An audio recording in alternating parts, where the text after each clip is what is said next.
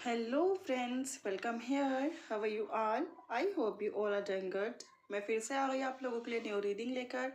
And आज की reading में हम लोग चेक करने वाले हैं कि आप लोगों के पर्सन, जिन लोगों ने भी ब्लॉक कर रखा है, आपके पर्सन ने अगर आपको ब्लॉक कर रखा है तो ये रीडिंग आपके लिए है।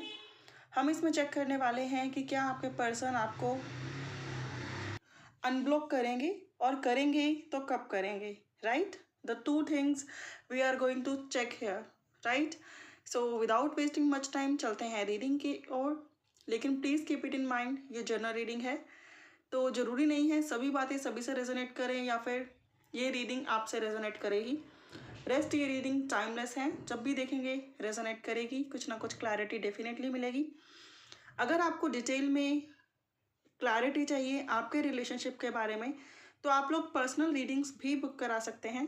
उनकी डिटेल्स ऑलरेडी डिस्क्रिप्शन बॉक्स में मेंशन है। तो लेट्स बी फाइंड आउट। पहले आपके रिश्ते में चल क्या रहा है, प्लीज़ डिवाइन बताएं। इनके रिश्ते में, मेरे व्यूअर्स के रिश्ते में क्या चल रहा है। 8 ऑफ कप्स का कार्ड है। 8 ऑफ कप्स, मूव ऑन। ये पर्सन आपसे मूव ऑन कर चुके हैं। ये पर्सन आपसे काफ़ी दूर जा चुके हैं। ये पर्सन आपको ब्लॉक कर चुके हैं। थर्ड पार्टी सिचुएशन इस पर्सन की फैमिली है बहुत सारे लोगों के लिए, और कुछ लोगों के लिए अदर रोमांटिक रिलेशनशिप भी हो सकता है, बिकॉज यहाँ पे थर्ड पार्टी सिचुएशन कैरियर नहीं है, वर्क लाइफ नहीं है, फाइनेंस नहीं है। कप्स का कार्ड है emotions, emotions, emotions. Cancer, Pisces, Scorpio आप या आपके पर्सन हो सकते हैं। एंड ये पर्सन काफ़ी छोड़कर आपको काफ़ी दूर निकल गए हैं। हो सकता है आप लोग 8 मंथ से इस पर्सन ने आपको ब्लॉक कर रखा है, 7-8 महीनों से, 7-8 हफ्तों से ब्लॉक कर रखा है, ठीक है, ऐसी पॉसिबिलिटी है, या मैक्सिमम 1 ईयर से आपको ब्लॉक करके रखा है। एंड ऐसा नहीं है कि आपको ब्लॉक करने के बाद ये पर्सन अपनी लाइफ में बहुत इन्जॉय कर रहे हैं, ऐसा बिल्कुल नहीं है। ये पर्सन बहुत ही सैड हैं, डिसअपॉइंटेड हैं, आपको बहुत ज़्यादा मिस कर रहे हैं, बहुत ज़्यादा परेशान हैं। एंड जिन रिश्तों के ये साथ हैं भी, उन रिश्तों के साथ भी इन्हें वो सुकून नहीं मिल रहा जो ये चाहते थे। सॉरी फ्रेंड्स, साथ में कंस्ट्रक्शन वर्क चल रहा है, थोड़ा सा डिस्टर्बेंस है यहाँ पर।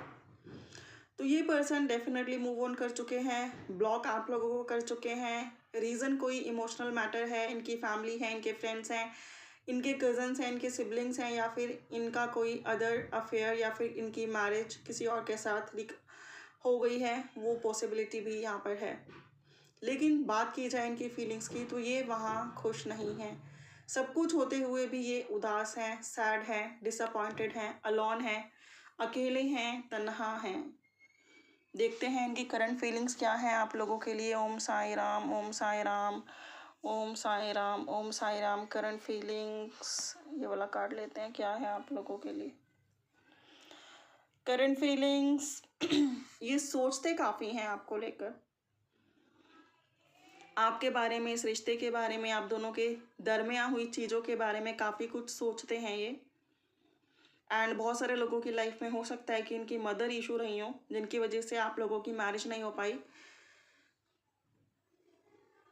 करंट फीलिंग्स इनकी ये हैं कि बात तो करना चाहते हैं आपसे, बात तो करना चाहते हैं, लेकिन पोलाइटली नहीं, एक rough, tough, cut, clear, directly कुछ भी बोल देना, हार्श वर्ड्स बोल देना, दिल तोड़ देना, ऐसी वाली वाइब्रेशन इनसे आ रही हैं। और वो इसलिए आ रही हैं क्योंकि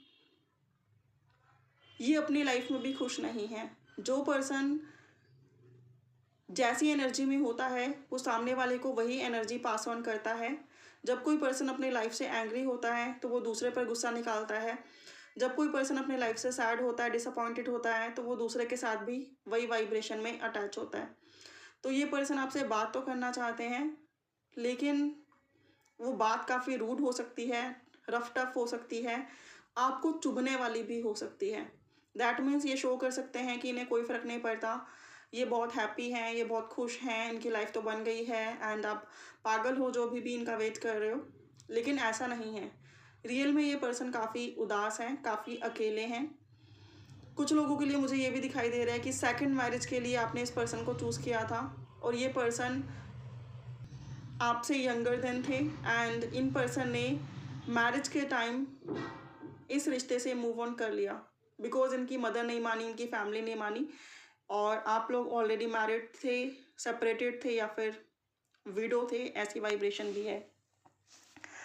एक और कार्ड करंट फीलिंग्स के लिए निकाल लेते हैं, जस्टिस।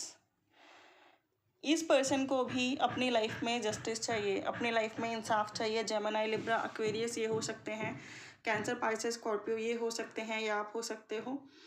लेकिन चीज़ें कुछ भी हुई हैं, शो कुछ भी करें, लेकिन इस पर्सन को भी लगता है कि इंसाफ तो इनके साथ भी नहीं हुआ। आप लोगों को लगता है कि ये पर्सन मूव ऑन कर गए, लेकिन इस पर्सन को लगता है कि इन पर प्रेशर ही ऐसा था कि मूव ऑन करने के अलावा इनके पास कुछ बचा नहीं था। तो इन्हें भी लगता है कि वो खुशियाँ जो इन्हें मिलनी चाहिए थी वो इन्हें नहीं मिली। इन्हें लाइफ में सिर्फ दर्द और पेन और अकेलापन मिला है, गलत लोगों को चूज़ करके, गलत रिश्तों की हाँ में हाँ मिलाकर। फैमिली नहीं मान रही थी या किसी और से इनकी शादी फैमिली ने करवा दी, ऐसी पॉसिबिलिटी है, जिसकी वजह से ये पर्सन अंदर से काफ़ी टूट चुके हैं, निराश हैं, सैड हैं, डिसअपॉइंटेड हैं, अकेले हैं, एलोन हैं। और ये पर्सन जस्टिस की रेगुलर डिमांड करते हैं कि इन्हें लाइफ में जस्टिस चाहिए। One more card for current feelings, manifestation, magician. हो सकता है कि इनका बर्थ डेट जो है या फिर आपकी बर्थ डेट्स या फिर आप लोगों के लिए इम्पोर्टेंट डेट्स हो सकती हैं 1, 19, 28, 10, 7, 8, 19, 18, 27, 25, 23।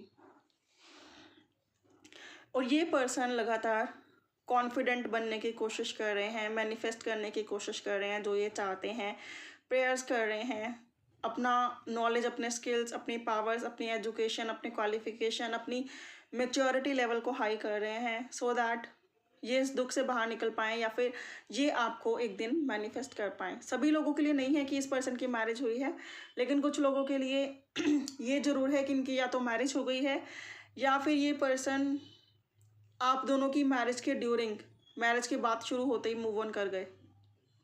लेकिन मैरिज कईयों की नहीं भी हुई है, ठीक है, इनकी खुद की मैरिज नहीं भी हुई है। तो ये पर्सन आपको मैनिफेस्ट कर रहे हैं, इस रिश्ते को मैनिफेस्ट कर रहे हैं।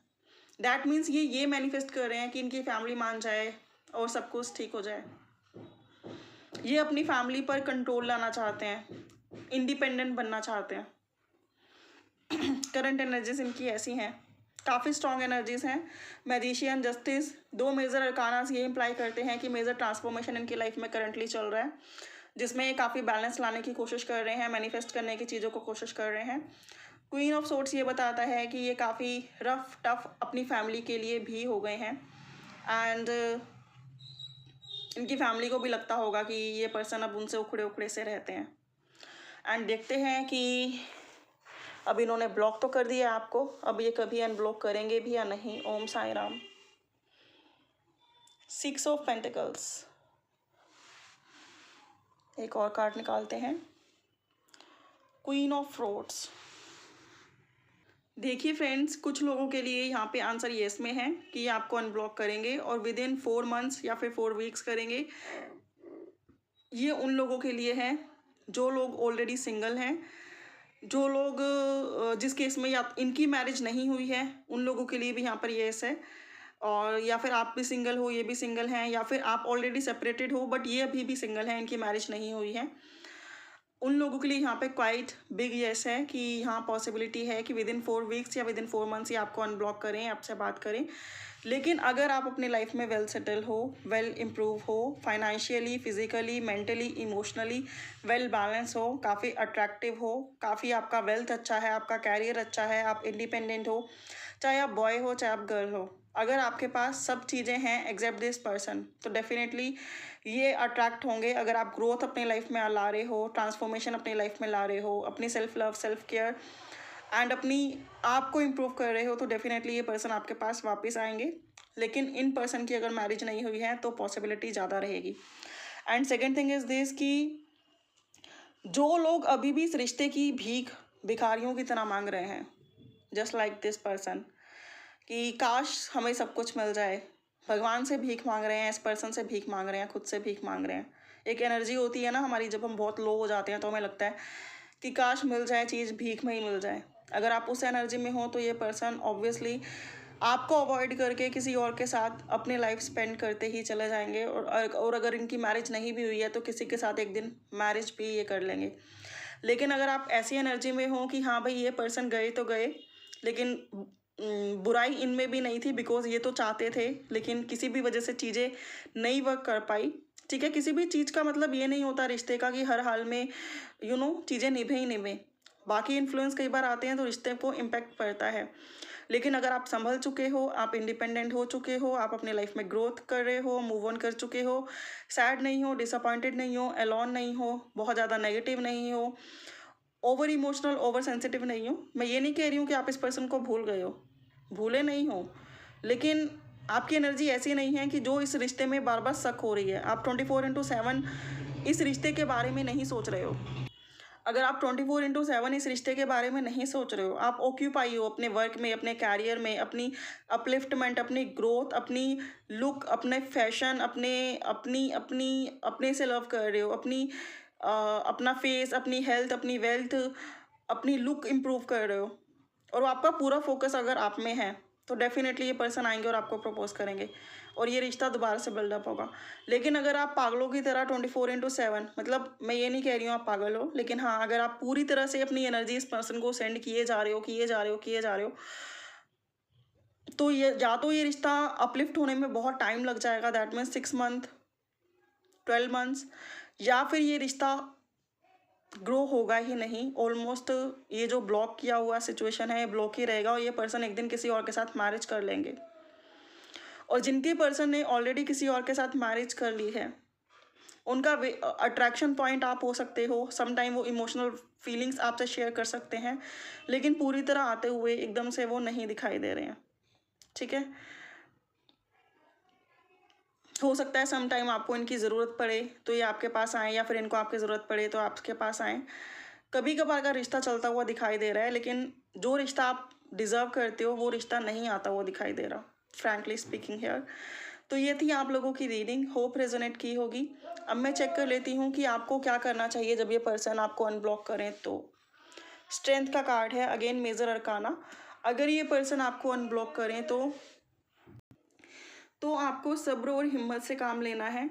घबराना नहीं है, परेशान नहीं होना, हाइपर नहीं होना, सिचुएशन को नहीं बिगाड़ना, पुराने मैटर्स को बार बार डिस्कस नहीं करना, और ये मत समझना कि अगर ये पर्सन ने अनब्लॉक कर दिया है तो एकदम चीज़ें मैरिज तक